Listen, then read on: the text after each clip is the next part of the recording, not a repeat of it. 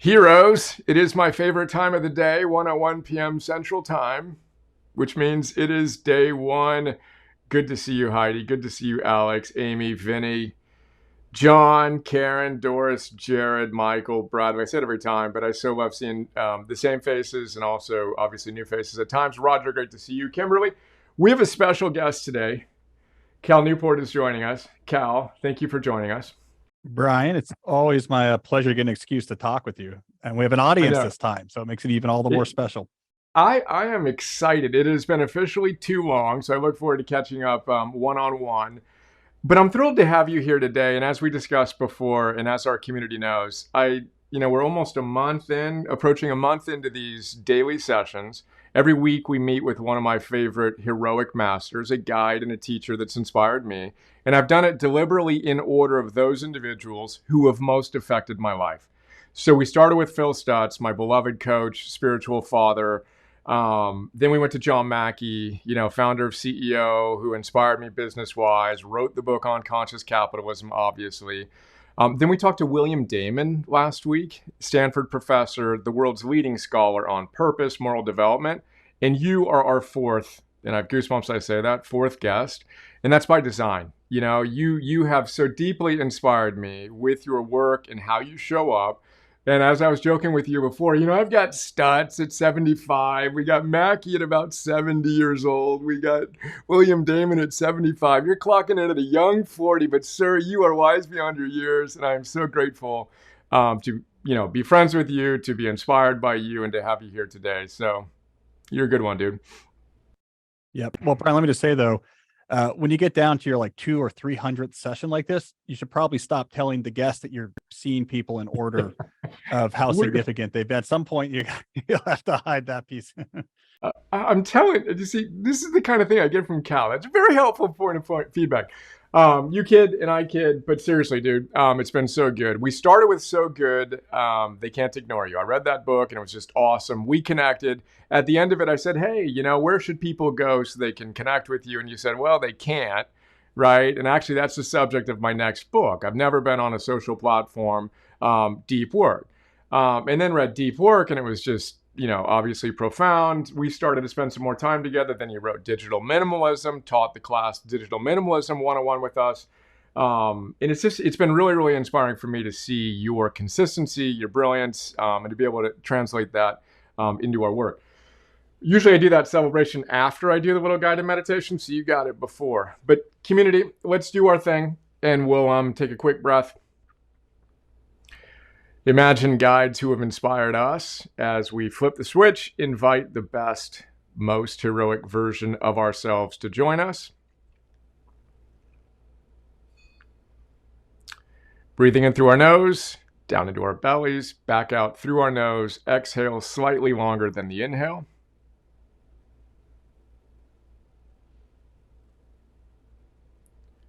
Always the fastest way to flip the switch. To calm confidence, energize tranquility. We are committed to being heroically wise, disciplined, loving, courageous, grateful, hopeful, curious, and zesty. Target swipe approximating or approaching 1 minute meditation. Energy is activated. Moving to work, I just celebrated one of my favorite guides and inspirations. Think of a guide in your life who has helped you show up more powerfully in your work. And this time, think of someone younger than you. I'm 48, Cal's 40.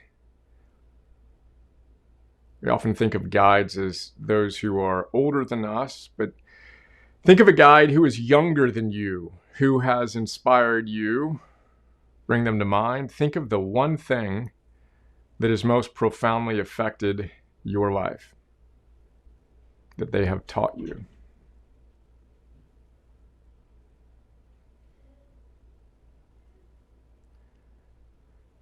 A hero gets a guide on their heroic quests. Appreciate them moving from work to love.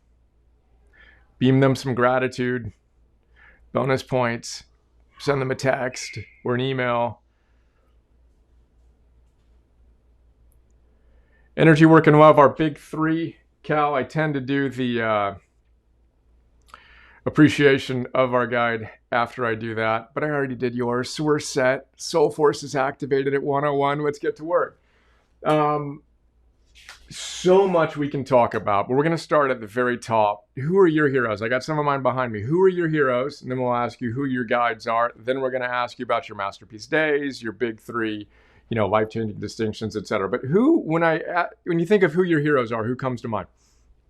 I mean, Brian, you've heard me talk about some of these offline, but if I'm going to put them in chronological order, I often look at Lincoln, Thoreau, and then more recently, John McPhee. I have a separate reason. Each of these three people captures something different that I find to be really important in my life. And so they each three have a different resonance. I mean, I think I've sent you some Lincoln books before because, I'm a Lincoln fan. So, I mean, I can start with him. I'll give the brief summary of all three, why they're important to me. Lincoln was all about putting intelligence to work in a fashion that was going to improve the world. He was very pragmatic, natural, intellectual. He used his mind as a tool.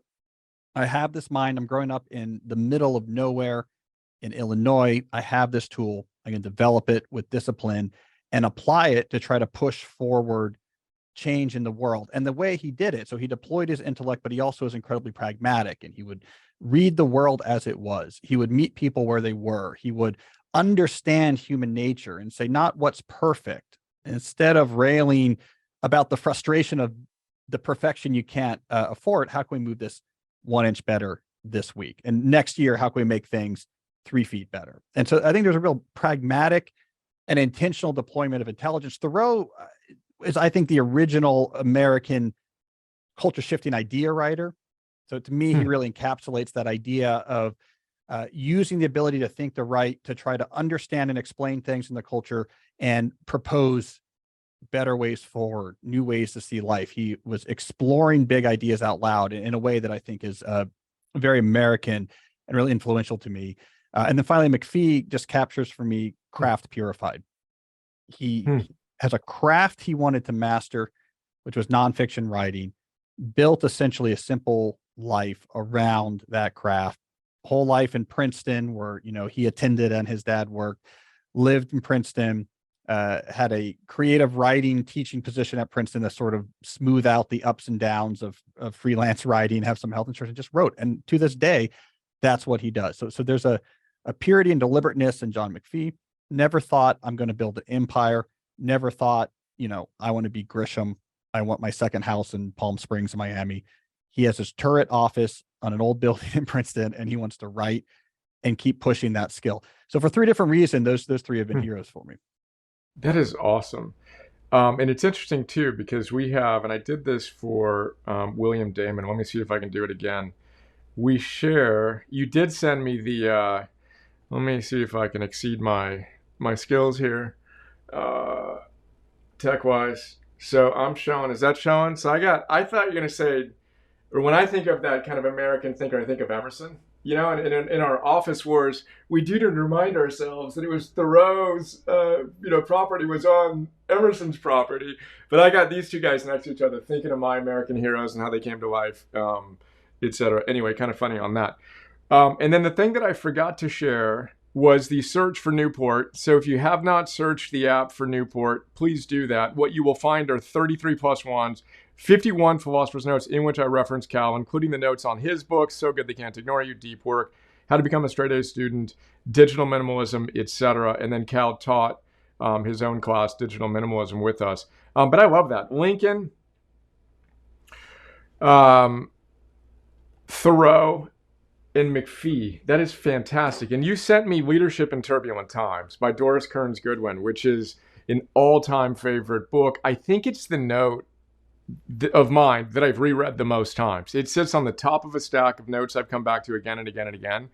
Lincoln's relationship to his ambition and the way she framed the leaders that she profiled, Lincoln, Teddy Roosevelt, Lyndon B. Johnson, and Franklin D. Roosevelt, that the one thing they all had in common was, in the word she used for Lincoln, ferocious ambition. So that book profoundly changed my life. Goosebumps again. I appreciate you sending it my way. and all the other titles. But that's fantastic. I love it. Heroes, guides, perhaps slightly different. Who have you found to be the deepest influences on your creativity, on your life in general? How do you think about that? It may be the same three, but does anyone come to mind in terms of guides, books, that sort of thing? Well, so when I think of guides, I'm thinking about actual interaction with me, actual on the ground guidance of various aspects of my career. So I'm thinking about who are the people who, through our relationship, like really did help shape my career. Present company excluded, I suppose. I should tell people, like, digital minimalism, that term. I remember working that through with Brian on the phone when I was working through. So of course, Brian, you have been a big guide, but present company excluded. There's two women in my life that played a big role in the academic and the writing side of the career. So my doctoral advisor at MIT, Nancy Lynch, taught me how the life of the mind in the academic world works. And it was a very useful guide to the art of actually applying thought in a systematic manner. How many things should you be working on at the same time? What's required of breakthrough thought? If you want to have a proof that's going to be award caliber, what's really required? How much time do you have to spend? How do you manage the other parts of your life so that the intellectual part of your life has the nutrients it needs to actually make progress? I learned a lot of that both directly and indirectly through observing her. It's not surprising. Like, a lot of the ideas from deep work, the reason why I'm the person who ended up writing that book is because I was incubated. My ideas of intellectual life are incubated in this theory group at MIT under the guidance of this brilliant professor, Nancy. And so a lot of deep work actually owes back to her. And then in my writing life, I signed with my literary agent when I was 20 years old. So I was right after my junior year of college, I wanted to write a book. And that book went on to be How to Win at College, the very first book I wrote, which came out in 2005. So right after I graduated college. And this was the agent I signed with. I kind of made my way to her haphazardly. And she has been a constant in my life now for 2 decades. And so my whole understanding of the world of writing comes from her, how that works, how careers shape, the long game, which I really played. I remember talking with her years ago, well over a decade ago. This would have been 2007 or something like this. Right around then, I remember talking to her and just saying, I was pointing to a particular writer at the time who was writing for the New Yorker and writing these New York Times best-selling idea books. And I was like, this is just what I want to do. And her guidance of, like, this is a slow game. I mean, you have to build your skill, you have to build your reputation. You have to be a good person in the industry. And so it's telling that whatever it is now, 15 years later, I'm writing for the New Yorker. I'm doing those New York Times best-selling books. That patience, like, this is how that world works. That came from her. So she was a guide. And I'm often trying to give that wisdom back, especially when I'm giving advice to people who are thinking about going to the world of writing or this or that. I remember how important it was to have a guide who understood that path, as opposed to just, let me go into that world and reshape it. Let me go into that world and I just want my career to unfold the way I want it to unfold. I'm going to beat the system. And having the patient experience guide to say, this is the way it works, can be so powerful, because it's often through, especially in writing, persistent but very intentionally aimed effort that aggregates over time, that unlocks eventually really cool things. And you'll never get there if you're winging it, or if you're taking swings or just working on what you want to work on. And so she guided me. And so I try to pass it along to other people. Expert guides who've been the path you're going, have climbed that mountain, have come out of Dante's Inferno and made it up back to the surface. Trust and respect those guides, because following the right path, is almost always the prerequisite to actually getting to a really cool place. No matter how much energy you have, if you are rampaging up the side of the mountain randomly hoping to get to the top, you're probably not going to get there. So those two guides were incredibly pragmatically in the weeds, useful to both sides of my career. That's so inspiring, and there's so many ideas that come up for me as you share that. That's exactly what Phil did for me on one side of things, and what John did for me, Mackie, on the other side of things. And they're believable.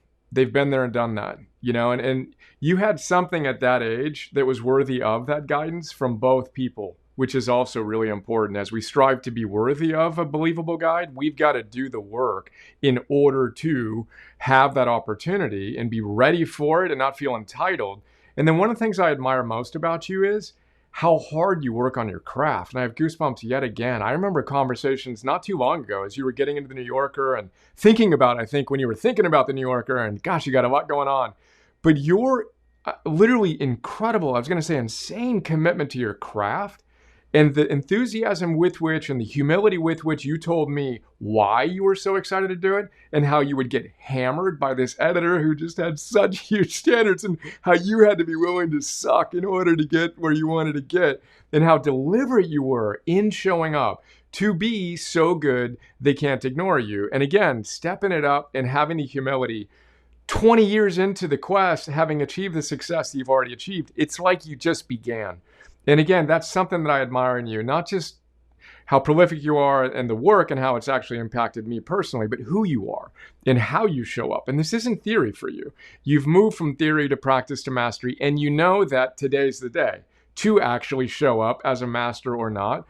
So I love how you frame that. And I want our community to know how hard you work. Like, Cal's not just saying this, he's showing up every single day and chipping away, accreting is one of the things that you and I talked about in one of our chats of, in any given day, you may not get anything out of it, but if you show up day in and day out, you accrete just a little bit more value. And that is what's going to allow us to succeed when we have that true long game vantage point, et cetera.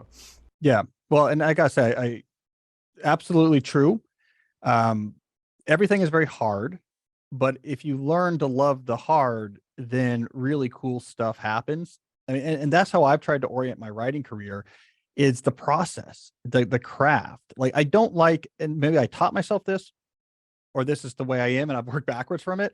I don't like the part where the book comes out or the article's published. I like the part where I'm up to my neck in it, and I'm halfway through the 6,000 word piece and I'm a little bit stuck. I think I got to figure this out. And then when you figure it out, and now I think I've undone it. No, I'm happy what I do here. That actual craft part, learning to love the craft. That's how I got through 20 years was loving the craft, loving the improvement of the craft. All that has been really useful to me. This is an idea that I didn't clarify this into a named idea until recently. I think I talked about this on my podcast a few weeks ago. It's the first time I'd really named it. And I called it pragmatic ambition. And it's a strategy I've been deploying without knowing this was the strategy. And the goal is, as I'm pushing myself in a particular endeavor, push myself towards, at any one point, be pushing myself towards a difficult but achievable goal that once accomplished, I can relish in it and just have gratitude and enjoy it. And so, getting into the New Yorker was like one of those goals, pushing myself to get there. Once I'm in there, then teaching myself, have gratitude for that every day. If nothing else happens, I'm just excited I got there. That like I've been able to do this. And it's like a way station on the path of the ferocious ambition that you talked about before. So instead of just automatically only looking at what's next, being able to move step by step up and at each step. And I went back, and so in this podcast episode, I went back and traced very early parts of my career, the steps I would aim for. And then when I got there, I'd be really happy. And I remember during this exercise, like one of the big initial steps early in my writing career was I wanted my blog to be popular enough that the affiliate links. So back then, Amazon, they would pay by default your affiliate link income in gift certificates, Amazon gift certificates. They would send you like a code. And I said, if I could get to a place where the affiliate links were enough that I could essentially just afford to buy books on Amazon for free whenever I wanted. So like this would be a few $100s a month. I was like, that would be the greatest thing. I'm a poor grad student. If I could just buy books without having to thinking about my finances. And I remember that was like one of the very early steps on my career. And I remember hitting that step, wringing every ounce of gratitude out of that even as I was moving on to try to do the next step up, the next level up, I really tried to revel in like, this is great. You know what? I don't have to pay for books. And I think I enjoyed that as much as I've enjoyed some of the more recent ones. So anyways, it's an idea kind of debuting here a little bit, Brian, but this idea of how do you make ferocious ambition sustainable, psychologically speaking, is each step along the way you're aiming for is something that, to use a Jewish phrase, Dayenu, this would be enough. if I just got there, I could live on this for a while and love this for a while and be proud of this for a while. And it somehow makes that never ending quest to keep improving your craft not seem like a never ending quest, but actually a lifestyle, a character choice, an approach to life. That's so good. And again, the humility that you're demonstrating right here is such a big part of it. And then the pragmatic ambition, I love that. We like to talk about dominoes and kind of those micro wins and celebrating them throughout the process. And even today, what did I do? How can I celebrate? And BJ Fogg talks about this a lot. That yeah, we got mindfulness, we got gratitude as key practices to boost our well-being and flourishing. But celebration, he says, is an unheralded, get that splash of dopamine by appreciating and celebrating what you've created. I love the way you've articulated that. And then I want to come back to your love of the craft. And you and I have had those chats too. I mean, I know from our conversations that you very much prefer the crafting creative process vis-a-vis the promotional part of it. You're like, all right, cool. I got to go do all these interviews now to get the book out. And I'll do that because that's part of my craft as an author. But the way that you celebrated the hard things is it's the I don't know about the definition, but it certainly is an exemplary demonstration of mastery. That the master and his or her path are one. And you love that process so much. And Phil comes to mind. He says we got to love the pain, the uncertainty, and the hard work. Most people want the vacation at the end of the achievement, and for you to articulate that there, I want to just highlight as well. It's just a beautiful thing. Yep. Well, I mean, it's like the basketball star. They love that extra practice because they're thinking ahead. When I'm in the game, this is gonna help me make that shot. You feel the same. I think often of Lincoln, and I'll just say briefly, but I think often of Lincoln preparing the epic speeches that helped put him on the map when he began to push back against the Nebraska Act and the expansion of slavery. He went to the Library of Congress. He just did research that other people weren't doing, went back to the founding documents, like really built up this deep understanding of the history of the slave issue in America. And on that was able to build these speeches that were different than anyone had seen before. It wasn't rhetorical flourishes and references to Cicero. It was this sort of avalanche of logical inevitability. Like, let me cite the source, move through or whatever. And I always think about him in the Library of Congress, just doing that work. And it's hard work and week after week and just reading, but enjoying every minute of it because he knew every day he was doing that, he was putting another brick into this edifice he was building that was going to be this, eventually this national argument, that knowing this hard work is the great part, because that's what's going to allow me when I'm doing my speech at, Cooper Union, that blow people away. And it's the getting that satisfaction work. So I try to remember that when I'm like working on a hard article. I'm like, man, this is just going to take forever. And I'm kind of nowhere and I'm stuck on just this one piece of it. It's like it's Lincoln at the Library of Congress. That's what I always think about. That's so cool. And then I think of Lincoln literally training himself on war, and he had to be the strategist who could actually win the war. So he's a self-taught strategist, who's become the commander in chief, spending equal amount of time studying in that regard. And then I just got struck by Lincoln's purpose. And then I got struck, which was really his fuel, because ultimately he wasn't trying to impress anyone on the floor per se. He was trying to preserve the Union, and there's that deep, deep, deep, deep, deep purpose that drove him. And then, of course, William Damon and his work is what we discussed last week. What's your purpose?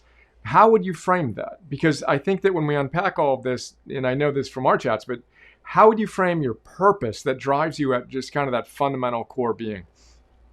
Reshaping aspects of our shared culture for the better. This idea, which I find to be so exciting, that mind matter, like thoughts, ideas that you just come up with in your brain, promulgated through the world, can actually change the way people understand and act in the world for the better. So for me, I'm always thinking about intellectual impact and I do work at different types of scales. So in my really academic work, it's about trying to have academic ideas that are influential and are cited, and then those spawn other ideas, and these ideas filter down and have an impact on how we understand the world. And in my popular facing work, I want to just change individuals' lives. I mean, how many people can I change the way they understand some part of their world? I mean, it's why, for example, my career, you can kind of understand, I'm a writer, professor, I'm a technologist, I computer scientist, I do academic work and articles and books. vaguely in the space of like technology and its impact on culture. What happens when we throw email into the office, or smartphones show up in our pockets and we weren't really prepared for it. Um, and so I do that work and I plant those ideas, and let's think about the workplace and attention, and let's think about digital minimalism, etc. But spun out of that is this movement. So like one of the things I write about is like this movement to just have your life be deeper, to craft a deeper life in a world that's trying to pull you into the shallows. And so that, for example, I think of as this deep life movement as something that has spun off of my work, and then I'm trying to help support and push with my podcast and videos or this or that. But to me, that's really exciting because that's directly affecting individual people's lives. And then on my books and articles that are affecting directly people, but also the way their organizations run, the way, their school thinks about their policies for phones and their kids. And then my academic ideas at the other end of the spectrum. And there it's ideas that are at the sort of in the academic world, but that eventually does trickle down. So it's all impact that you can just have neuronal activity here that 10 years from now can actually affect how, let's say, a couple 100,000 people experience their life. I just continue to be amazed by that. And I don't know how else to do there except for by craft and quality, better ideas, sharper ideas, better craft for writing, better delivery of ideas. And just you want to hone that tool, hone that edge so that like your ability to have this effect repeatedly is stronger. It's more consistent. So it's all about intellectual impact for me. Yeah, brilliant. And then I can also see the kind of parallel track of your pragmatic ambition and also your pragmatic purpose, and how that's evolved since you were 20 to 25, 30, 35, 40. Like you can feel the iterative nature of it, and you didn't need to have it all figured out. You don't need to have 5 years from now and 10 years from now and 20 years from now figured out, but you've shown up to what was present and you've done your absolute best with each of those next steps. But let's go there. So then let's talk about you, Cal Newport, and how you get yourself into the peak, condition to show up. We'll start by talking about your masterpiece days, and I requested the team to make sure that I share that my masterpiece days are, Cal's fingerprints are all over it. So, loading the app. Let's go, hero. All right. So then, in my philosopher CEO mode, Cal, you're our shutdown complete. So my PM, thank you for that. I remember reading Shutdown Complete. Oh, that's a good one. I got that. That's completely changed my life and how I show up. And then of course, deep work is another huge facet there.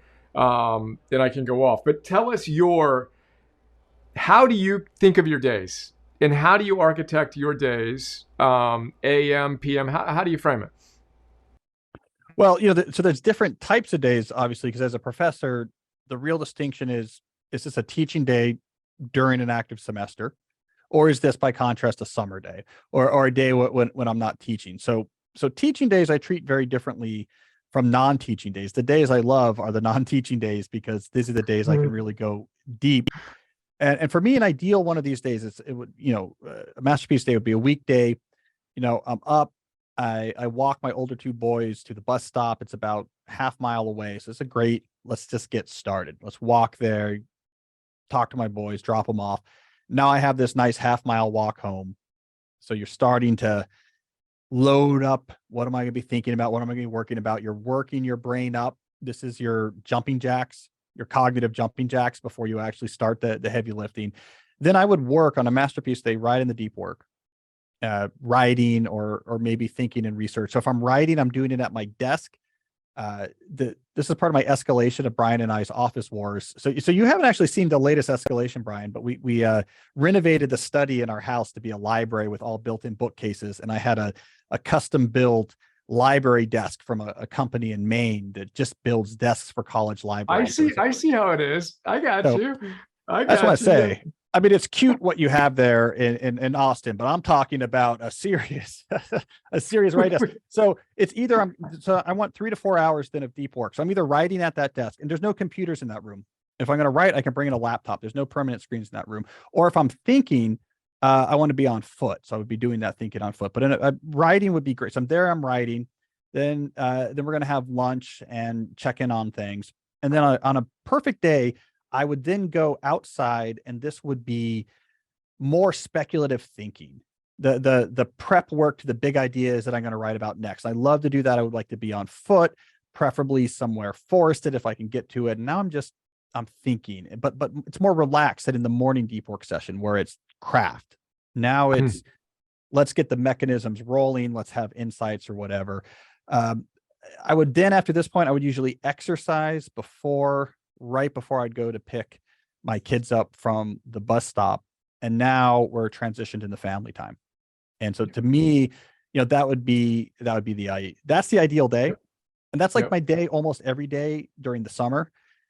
During the semester, it just depends. Is it a teaching Yep. day? Is it not a teaching day? But that's always the day I'm pining for. Yeah, that's fantastic. And that also answers the question we get often, which is, yeah, but what about days when I'm traveling? Or what about days when I'm doing this? Perfect. Have this masterpiece day, have that masterpiece day, find the structure, allow for the spontaneity, etc. Some questions arise for me as you share that. Um, Man, again, love it all. Don't forget the fireplace in the library, right? That was a There is a must. Let's fireplace. I do. Yeah, that's right. The yeah. fireplace is there. I got an outdoor restaurant burner keeping me warm in my outdoor office, but it doesn't compete with a fireplace. You're out thinking. You've done the craft. You've done the hard work in your AM. You're out thinking. Do you have anything that you can capture ideas with? Like, tell me what you do in terms of, oh my gosh, this is a great idea. I don't want it to slip. How do you approach that? Yeah, so that's going to be in a notebook I'll bring with me. So there's two notebooks that are relevant to my life. So there's a notebook that's relevant for ideas about my life, right? So ideas about my goals, how I'm living, my ambition. So for ideas about how I'm living, I have a black moleskin notebook, and I've been using these since 2005. For ideas that are professional, article idea, book idea, proof idea, I have a notebook. I don't know the inches, but this is probably 3 by 5. I'm sort of showing up on Yep. screen. Um, Grid paper, double spiral bound. I have a whole stack of these notebooks. My backpack's over there. There's one in there now. That's what I'm going to bring with me to capture notes, on the fly. Eventually I'll transfer those, where they need to go, but it might not Yep. be that day. I sort Yep. of trust if they're in there. I use this notebook. It's with me all the time. I'm not gonna forget about it. I'm not gonna leave it. And so much thinking happens there. So for example, we were just down in Florida on a family vacation over the President's Day weekend. I was doing some beach walking because I have submitted the manuscript for my next book, and we're in the middle of editing. And what I'm really working on for this book, more so than I have in the past, is taking the editing process seriously. I'm really taking the feedback from my editors and really just wanting to go, let's fine tune this thing. Like let's Hmm. get this engine going. Not in the past, I've put a lot of effort into the book, and it's like it's fine. Yeah, like tweak a couple of things. So I'm really focusing on that. And so I was on foot doing these long walks on the beach. My calves are still sore, and I'm filling up this notebook page after page, but it was me working out how I was going to update or rework the whole chapter, second part of the book. So I'll really fill these notebooks with a lot of text. So it's from my brain to the Yep. paper, and then at some point from the paper into some other system, and maybe Right. that's when I refine it. Perfect. Absolutely brilliant. So 3 by 5, and this is just back, and literally this is weeds now, but back pocket kind of thing, or front pocket, and you got like a little pen. I'm going to get the actual pen from you in a text. We're going to trade after we get this. But it's that simple. Backpack. I always walk around. You always have a backpack. I have a day Interesting. pack. I'm looking at it Okay. right now. Here, I'm going to grab it. Here we go. Yeah, we got it. Let's go. Cal Newport approved. So I We'll have have the send this us the day pack. Amazon link. We'll get you some. We'll get you some affiliate credits. Let's Going go. to be able to buy some books. So it's an Osprey day pack. So it's loosely structured. It's loosely structured, and it's very lightweight and Yep. notebook. Okay, cool. A little bit bigger. So I'm gotta grab my Osprey bag just because we're twins. Ryan and I are going to try to out notebook each other. No, we're not, dude. I'm gonna go next level, but I do need to hold up my Osprey bag because apparently we're twinsies and we've There we got go. the same bag. I There had we go. not been bringing that out though, so I'm gonna have to bring that out. And you know what I'll do? I'll one up you on that. One of my targets on heroic is to ruck, so I carry heavy weight. So what I'm gonna need to figure out is how to ruck with my notebook just to make sure I can +1 Cal Newport. You could be filling your ruck with heavy books. So it's kind of a even see what I'm better. saying here? We're talking about synergy. So you could be pulling out these tomes to read. You hike the mountain. The peripatetics would be proud. Perfect. So good. Okay, cool. We went into the weeds on that, but that was awesome. Email. Tell us about your relationship to email briefly. When, how often? It depends on the day. So, for example, in the semester, The days I'm teaching, I just give over to, I call them Georgetown days. And like between my classes, I'm on email. I'm trying to catch up with things. But if it's a deep work day, I might not check it. And so it really just depends where it shows up. So on a deep work day, I want to have minimal interaction with email. If I'm on campus, I have meetings, then I'm going to have, one or two sessions where I'm going to check in.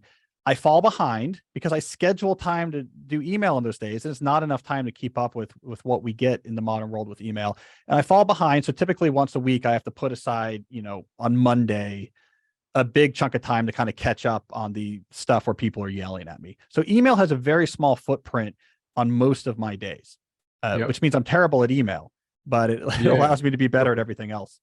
100%. And this is, the subject of your great book, A World Without Email, in which we talk about different communication channels, how to maximize systems, etc. And then just to say it out loud, social media never had a presence, never will have a presence. And yet somehow here you are with the impact that you have. Comment on that briefly. Because so much we hear is, oh, you have to do this or you have to do that in order to have impact. No, I mean, what you have to do to have impact is do things that are too good to be ignored. So the bad news is that's hard, but the good news is if it can't be ignored, it won't be. So Hmm. interesting stuff, interesting ideas, they find their way out. I think social media is good for bringing a lot of attention to yourself for the stuff you're doing on social media. It's very circular. So you can build a big audience on social media doing social media stuff. And that's fine. But it's connection to the other stuff. I mean, great writers sell their books because they're great books. Great musicians in the end, people like their music because it's really good music. Now, if these people turn around and also have a social media presence, it might be big, but that's just a side effect of what they're already doing that's really good. So I've never Hmm. had a mainstream social media account and I haven't missed it. And I don't know. I mean, I don't know the impact, but I do know it hasn't stopped me from being able to sell a lot of books Yep. and do interesting things and have an interesting life. So to me, it's one of the best decisions I've ever made. My phone is boring. There's not, unless there's a baseball game going on and the MLB app is open, there's really not much on my phone that attracts my attention. And not having Hmm. that lure constantly pulling at my attention hour to hour, day by day, I think has unlocked so much cognitive potential that I've been able to aim at other things. Yeah, and I actually wrote about you again on the subject of being a cognitive athlete who smokes. So you had that great, metaphor of, look, an Olympic athlete who relied on their cardiovascular system would not smoke if they were serious about being their absolute best. Yet we, as cognitive athletes, smoke all day, every day by splintering our attention with whether it's social media or a constant email or a constant addiction to the phone. Um, Brilliant. Got it. So much we can talk about there, but let's step back. You didn't mention yet the shutdown complete. You kind of did implicitly where you said you went from work to love time or family time, but can you just talk to that briefly? Because it's such an important anchor, I think, in creating a masterpiece day. I mean, it's so ingrained in my life that I almost didn't even think to mention it. It's like, well, of course, that's how the transition from the workday to the non-workday happens. I have to remember not everyone says this weird phrase, but it's so core to my routine. Is you shut down work, you got to shut it down completely. There's no open loops I have to worry about. I've checked my plan for tomorrow. There's no emergency that came in. We're set. Let's say the weird phrase. By saying the weird phrase, if I have a anxious thought later in the night about work, instead of actually trying to respond to that, the details of that thought, I can just say, wait a second, I said schedule shutdown complete. No one in their right mind would just say that randomly. I wouldn't have said it if I hadn't actually checked everything and said it was okay to shut down work. So I'm not going to entertain you, rumination. Hmm. We can do business tomorrow. And I actually invented this. So it's completely part of my day to day. I invented that in grad school. It was actually when I was working on my doctoral dissertation. I was having the issue would be proofs that weren't, proofs are hard and like something wouldn't be working. And I would ruminate on like, oh my God, I got to keep thinking about this proof because if this falls apart, the whole thesis could fall apart and then I won't get my doctorate and then I'll, fail out of school and whatever. Right. And so that's when I invented it. Like I have a plan. Here are the things I'm going to try tomorrow to fix this proof. Schedule shutdown complete. So it was actually forged in the fire of doctoral dissertation mathematical rumination. And as I moved on to have, from there in my life, it's worked for all the other types of work stresses that emerge. So yeah, it shouldn't be implicit. I should Hmm. say it clearly. Schedule shutdown complete. Every night, your work is done. and you got to Mm. keep those thoughts out of it. You got to have the clear separation. That's so good. I didn't realize it was schedule, shutdown complete, even more robust. Let's That go. was the original. That was the original. I mean, it was too. I think it was too embarrassing for my readers. So I shortened it. But my whole point was it should be embarrassing because it can't be something you would Yep. normally say. So you Yep. won't forget the fact that you said it because it's got to Hmm. be crazy. So yeah, it used That's to be cool. schedule, shutdown, complete. That was the Brilliant. original phrase. That's brilliant. And then I recently talked about Stephen Pressfield's newest book where he talks about the office is closed. It's kind of his thing that he says to himself, the office is closed. He won't talk to other people about what was going on. He's not going to talk to himself. And I just love that. No, no, no.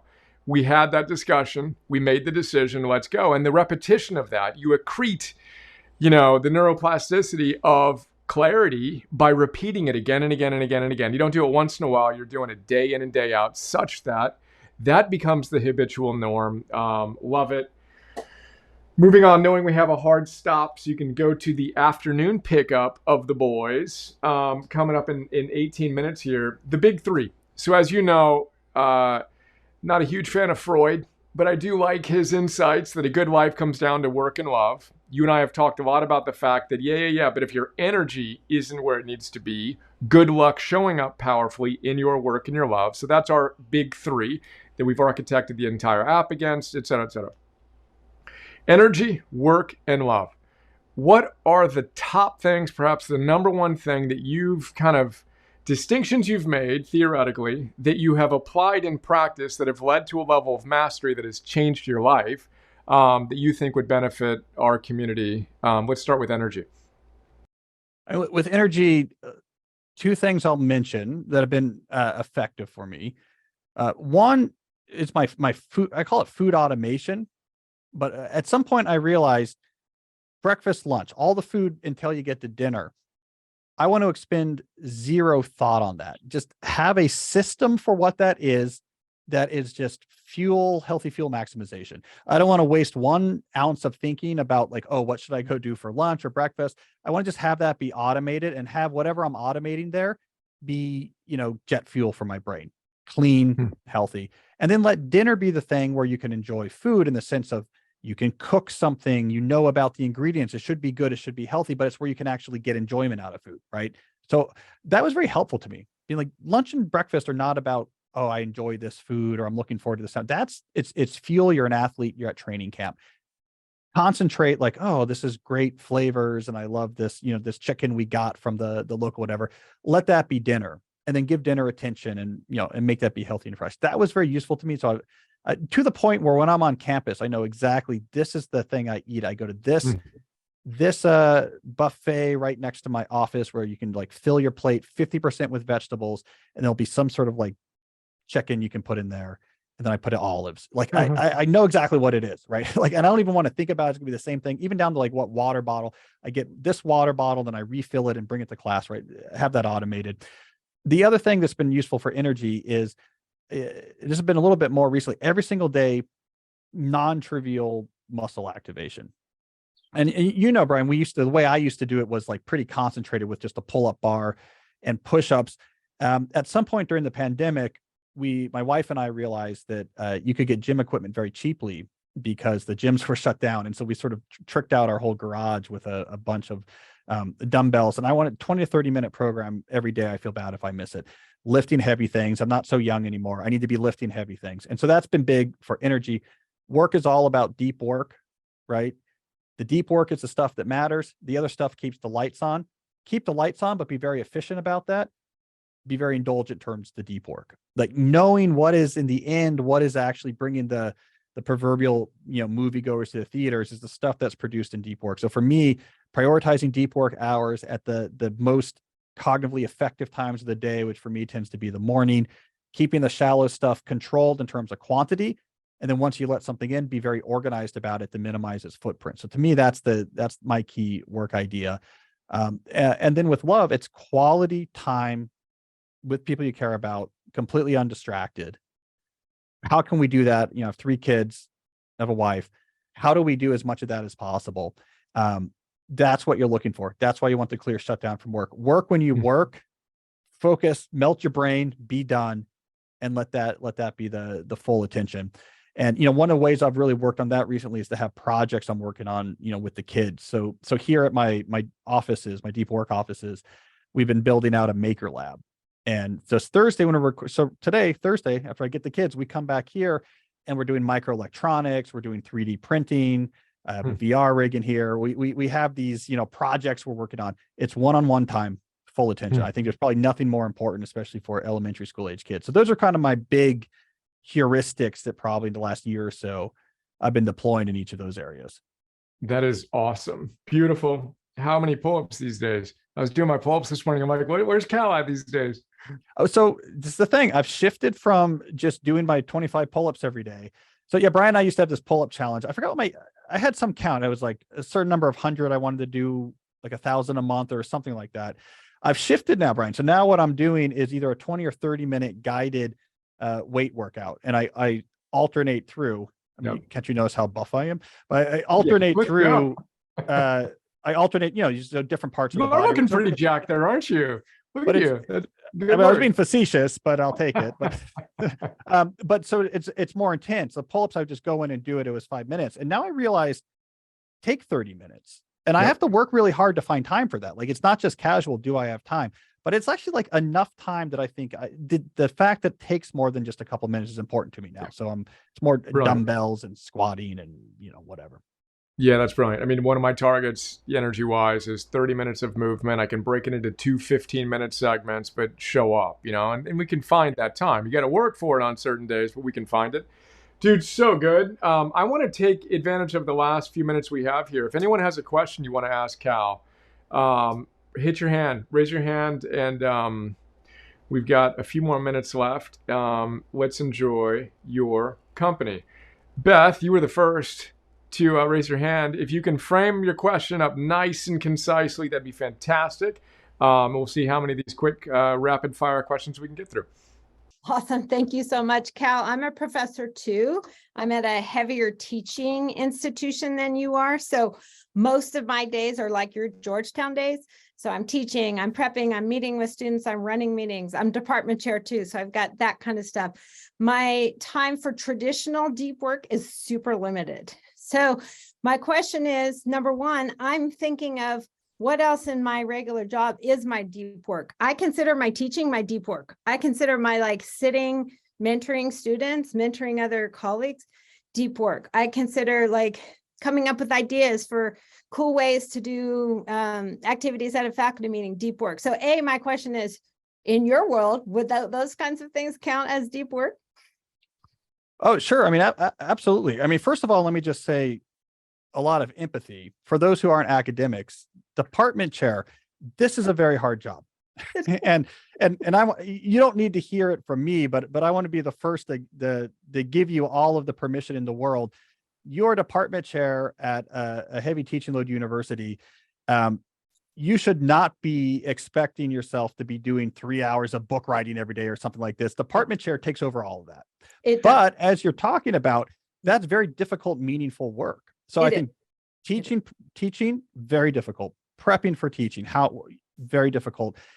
Dealing, I mean, you know this more than me, solving the puzzle of the personalities in your department. How am I going to make this work? Get them on board with this and get consensus around this. That's using the human brain the way the human brain was wired to. The human brain in the Paleolithic was wired to kind of do two things well: navigate complex social circumstances and throw a spear accurately. And so, we have a lot of our brain that is set up to, how do I manage everything that's going on in my tribe? You're probably using those circuits at 150% as a department chair. And so the way I like to think about it is, deep work is not a specific, the content doesn't matter. Deep work is an approach to something that's important, which says when you're doing something that's important, you try to give that your full focus. So you don't context shift while you're doing it. So you do one thing after another. So that's where I think deep work is relevant, Beth, in your situation, is you have a lot of things going on that are important and difficult, and the degree to which you can be sequential. You have my full attention, done. All right, this has my full attention, done, and not trying to interleave it. That's just going to play better with the way that the mind apparatus goes. But you have my respect and my empathy. Chair is hard, and it's important work. It's important. Obstacles make me stronger. Yep. So one last question. How do I get better at shutdown complete as department chair? And again, teaching heavy institution, but we still do research. I love my research. I just, got a chapter out the door last week, but I had to write it on weekends and evenings because that's when I'm not getting dinged for all the department chair stuff. So I need to, what coaching do you have on, like what 2 top pieces of advice would you have for getting better at shutdown complete? Because it's really hard for me. Well, a quick hack here is you do your full shutdown complete ritual at the end of the normal work days. You're closing open loops, checking your plan for the next day. What you can do, and I do this as well, is you can isolate and prepare a deep work session you're going to do after the shutdown. So I'm going to write, on Saturday morning, I'm going to write, work on a chapter, I'm going to edit, and it's an isolated thing that's prepared. You can do a complete schedule shutdown complete, even if later in the evening, you're going to sit down and work on, writing. But the key is that thing you've isolated for later, that's all you do during that session. You do not reopen other things. You don't look at email. You don't look at your calendar. And so it's just a purified engagement with something deep. That's really common to have these engagements with something deep that you schedule and prepare to happen outside of your scheduled shutdowns. That's fine. It's like I write blog posts in the evening. That's always been my habit. It's after I've done a shutdown complete, but it doesn't throw me off my psychological game because when I'm writing a blog post in the evening, that's all I'm doing. I'm sitting down, I'm writing it. It's actually relaxing for me. It's something I've been doing for, 15 years now. So do your shutdown complete and then have clarified and purified the one activity you need to do after that. And you just do that with no email, no whatever. It's just, you're focusing on just that work. And I think also I'm hearing what I'm taking away too is, and without shame, like, oh God, I'm still working. Because it's a different kind of work. It's like the more concentrated, deep work that is so hard to get in my normal Monday through Friday being department chair. So, yep, I'm with you 100% on that. Okay, thank you very much. Appreciate it. Brilliant, Beth. You are great. Cal, fantastic. We're going to go to Eric for the next one for 2 reasons. Eric is also a professor, and Eric also rocks a bigger heroic tattoo than I do. So let's go. Let's go, hero. Eric, what do you got? Very nice, sir. Thank you very much. Cal, big fan of yours that I followed for years. So I want to try and make my question super specific. Also a professor, as Brian pointed out.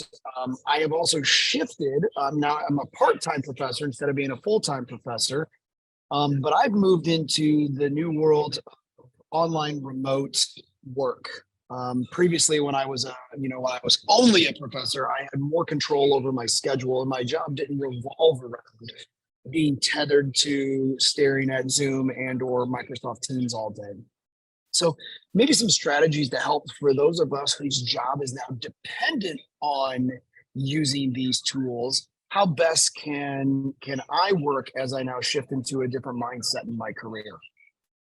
Well, it's a great question. There's a very long version of my answer that I can point you towards because it's recent. So there was a recent episode of my podcast. I think it was episode 236. It was last week, and it's on the full episode's on YouTube, youtube.com/Cal Newport Media. There's videos of my podcast up there. The whole podcast was about if you're a remote worker, what are the tactics you can use to significantly decrease the footprint of your work on your actual schedule? So basically to be able to attack it with autonomy and have actually quite a bit of free time, because there's 2 sides to the remote work coin. It gives you the potential to actually have a lot more autonomy, but it's actually really difficult to fight for it. So that episode, we have a 30-minute discussion of lots of strategies. The very short version of that answer is, to me, the killer for remote work, the thing that you have to try to exile from as much as possible from your daily routine, is the degree to which you have things unfolding asynchronously with sort of unscheduled back and forth conversation. The degree to which you have that going on in your work, the more you're going to be tethered to a screen, the more you're going to feel the autonomy ripped from your life. So the more there's like 5 or 6 conversations going on, and it's happening in email, so it's not necessarily in real time. And you're just, hey, we're all just trying to figure things out. And what about this? And did you get this? Did you get this memo, or what's going on here? That puts you in a mode where it's just you and the screen all day long. And you're just going back and forth in this hyperactive hive mind chatter. So almost all of my advice on optimizing remote work has to do with putting in place implicitly or explicitly alternative strategies or modes for collaboration that get away from you having to constantly be responding to unscheduled sort of interactions coming in and out. And there's a lot of ways that could mean Office hours are a big one. So you can start to defer conversations to just like, hey, just show up on my office hours and we'll figure this out. So you can start to defer back and forth to tight amounts of time. Another strategy I talk about is like controlling meeting schedules. So just be overly helpful in people scheduling meetings for you. Be like, this is great. I love meetings. You know what I've done? I already have all my availabilities in this tool. So you can just grab anything that works. Let's definitely do it. So you're almost like over eager, but then you control where those times are. And there's a whole strategy I talk about where you basically are leaving half of every day open from meetings, but you sort of shift what half that is. So your availability still look like they're all over the place. So you don't see the pattern, but you're actually taking control of half of every day is mine. So there's tactics like that. On the heavier end, you can actually suggest for your team actual processes we all buy into. This is how we do this work.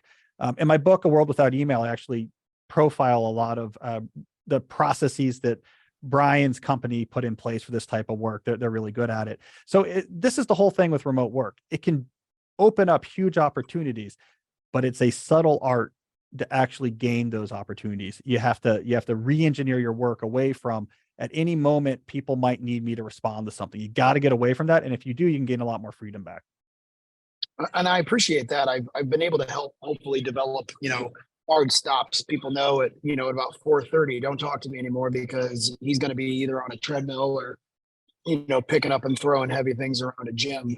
So trying to be very bright line, borrowing the bright line mentality, but doing it with work. It's same thing with the shutdown complete. It's just been it's been a big transition, and I have a lot of, coming from academia, I have a lot more respect for people that work in the remote world. I think people believe that remote work, that's easy. I mean, you just sit with the laptop, but it really is a drain and a challenge on your time. And so that transition has been very difficult for me, and I really appreciate it. I'm excited to go and take a listen to the podcast. Awesome. Eric, bless you. Thank you. Cal, bless you. Thank you. I want to honor your 2:00. And I know we got a lot of hands up, but you got 2 kids to go pick up. Thank you, Cal. I appreciate you taking so much time and just spending the last 20 years doing what you're doing. Feels like it's just begun. And I look forward to catching up and seeing the new office of yours. Let's go. One up in you, man. I'm going to build a tower. I'm going to have a tower of depth, and we'll see. Brian, I appreciate it. Thank you. Thank you for inviting me. All right, man. Yeah, this was fun. All right. Love you and the boys. Well, there we go. That was fun. My apologies to those we weren't able to connect with, and thank you so much for your great questions, Beth and Eric. That was a good one. All right. We're at almost 2. If you want to hang around and connect with other heroes, you can do so. We'll connect you. Jesse, you taking the lead today? Or Nat still here? Yeah, that's me. All right, Nat's still here. Let's enjoy a breath together. And then I will hand off the baton to Nat.